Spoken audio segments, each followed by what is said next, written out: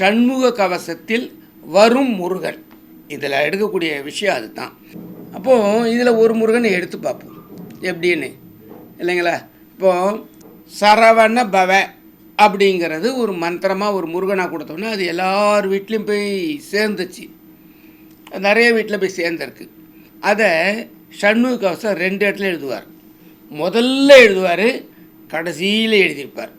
அண்டமாய் அவனியாகி அரியுணா பொருளதாகி தொண்டர்கள் குருவுமாகி துகள் அரு தெய்வமாகி என் திசை போற்ற நின்ற என் அருள் ஈசனான தின்திரள் சரவணத்தான் தினமும் என் சிரசை காக்க.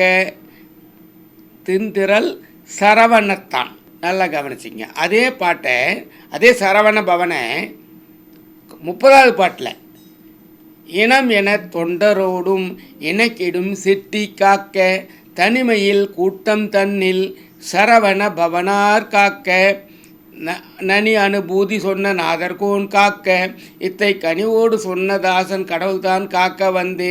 அப்போது இந்த 2வது வரியில் நனி அனுபூதி அந்த இதில் வரும்பொழுது இனமென தொண்டரோடும் இணைக்கிடும் செட்டி காக்க தனிமையில் கூட்டம் தன்னில் சரவண பவனார் காக்க. ஏன் இந்த சரவண பவனாரை முதல்ல போட்டார், ஏன் கடைசியில் போட்டார்? சரவண பவான்றது ஏற்கனவே உங்களுக்கு சுப்பிரமணிய வேசத்தில் அர்த்தம் சொல்லியாச்சு. தர்மபுரி புள்ளில் வனத்தில் பிறந்தாருன்னு சொல்லிட்டோம். சரவணன்றதுக்கு 4 அர்த்தம் சொல்லியாச்சு. அது நீங்கள் சுப்பிரமணிய வேசம் 7 எபிசோடு பார்த்துக்குங்க.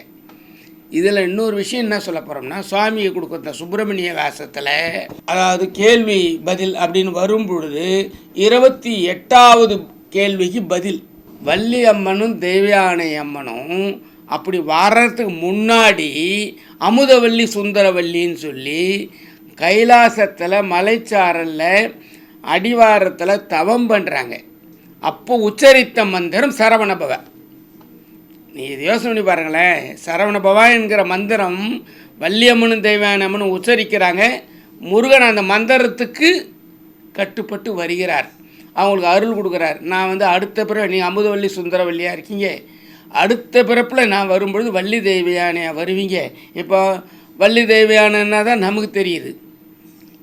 இந்த பூலோகத்தில் வள்ளி தெய்வயானை, தேவலோகத்தில் அமுதவள்ளி சுந்தரவல்லி.